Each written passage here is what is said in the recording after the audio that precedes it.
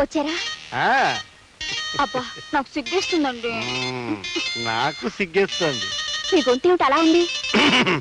Romance లో దిగేటప్పుడు నా గొంతును రకరకాలుగా మార్చేస్తుంటాను. అది నా టెక్నిక్. డీటెయిల్స్ అడగ. సర్లేండి, ముందు చేతిండి.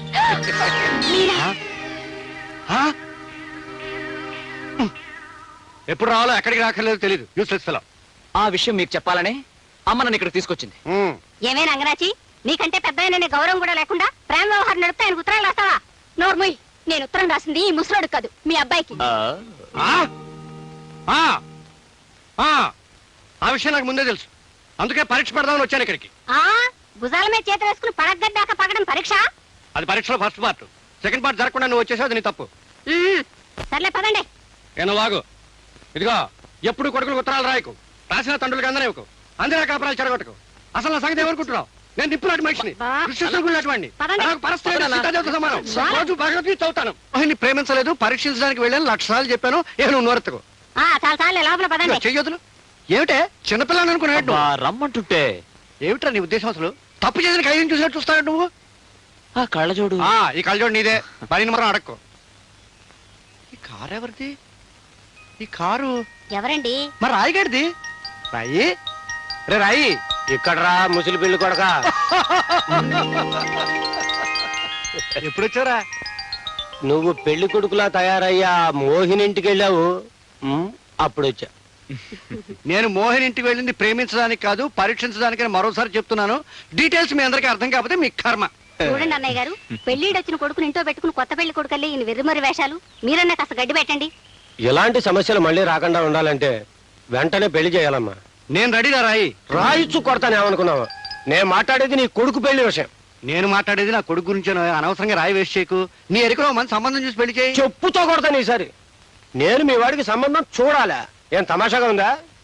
1942, 43, 44 నుంచి మన ఫ్రెండ్స్ కనుక చొరవ తీసుకుని చెప్పాను. ఏమిటో వాడు సంబంధం చూస్తే తప్ప. కుర్చీతో కొడతా మాట్లాడేవంటే.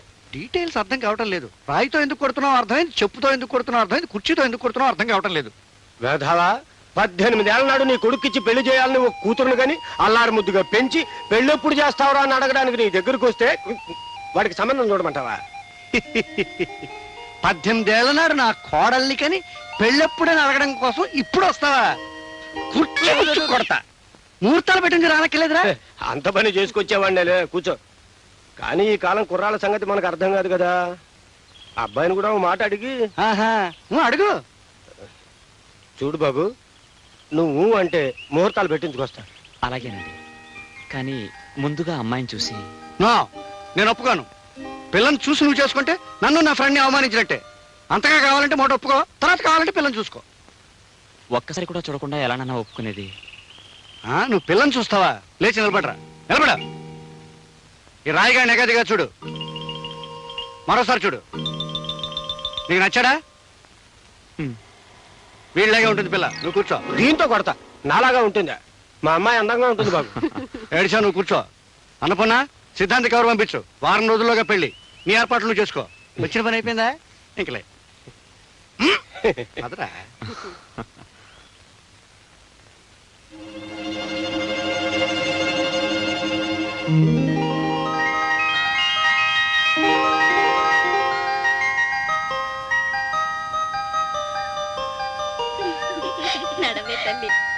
ఏమే చెయ్య, ఆ కుర్రాడెవరే? సినిమా హీరోలా ఉన్నాడు. పెళ్లి కాకపోతే బాగుంటుంది. ఏ, నువ్వు చేసుకుంటావా? పెళ్లి ఖాయం చేయమంటావా? చేయవే, చచ్చి నీ కడుపును పుడతానే. ఇచ్చిరా. ఎక్స్క్యూజ్ మీ, ఈ ఊళ్ళో రాయప్రాజు గారు ఇల్లు ఎక్కడండి? మీరు ఆయన కలుసుకోవడానికి వచ్చారా? ఆయన అంటే ఆయన కాదనుకోండి. వాళ్ళ అమ్మాయి జయలక్ష్మి లేదండి, ఆమెను కలుసుకోవడానికి వచ్చాను. ఎవరికో రాసి పెట్టుంటే మాకెందుకు దొరుకుతారు? వెదకపోయి ఇంటిగా కాలికి తగిలినట్టుంటే. జయలక్ష్మిని కలుసుకోవడానికి వచ్చారా? దాన్ని ఎందుకు కలుసుకోవడం? ఎందుకంటే ఏం చెప్పమంటారండి, ఆ అమ్మాయిని నాకు ఇచ్చి పెళ్లి చేయాలని మా పెద్దవాళ్ళు తంటాలు పడుతున్నారు. కానీ వెధవది. మనలాంటి వాళ్ళకు టేస్ట్ అంటే ఒకటి ఉంది కదండి. చూడండి, ఇష్టం లేని బట్టలు కట్టుకోవడానికి మన మనసు ఒప్పదు. అలాంటిది ఇష్టాలు చూసుకోకుండా భార్యను ఎలా కట్టుకుంటాం చెప్పండి? అందుకే అమ్మాయిని చూడడానికి సీక్రెట్గా సిఐడిలా వచ్చాను. ఇంతకీ అమ్మాయి? మీ అదృష్టం, ఆ అమ్మాయి ఇక్కడే ఉంది. That's good. నా పెళ్లి చూపులు కాస్త దేవాలయం ముందు దేవుడి సమక్షంలో జరిగిపోతున్నాయి. నాకు చాలా ఆనందంగా ఉంది. చూడు తల్లి, మీ భార్యాభర్తల జీవితానికి ఇది తొలి రోజు. కట్నం కింద ప్రతి తల్లిదండ్రులు సారే చీరా ఇస్తారు. కానీ అంతకంటే విలువైన 6 సూత్రాలు మా అమ్మ నాకు చెప్పింది.